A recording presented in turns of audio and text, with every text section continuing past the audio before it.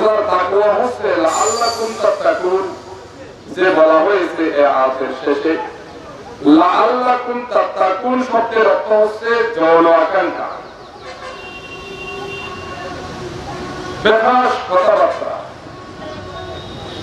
চোখের গুনাহ। আমার আগের বক্তা বলেছেন চোখ দিয়ে দেখে থাকা, ওজনে কম দেওয়া, সীমা লঙ্ঘন করা, মানুষকে বিভিন্নভাবে ঠকানো, মানুষের সাথে প্রতারণা করা, এর থেকে সম্পূর্ণ বিরত থাকার নাম হচ্ছে তাকওয়া।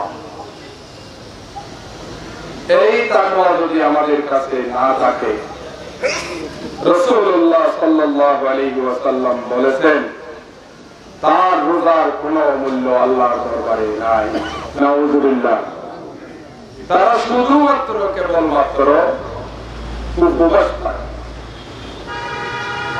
উপবাস থাকে। উপবাস থেকে কোনো লাভ আছে? লাভ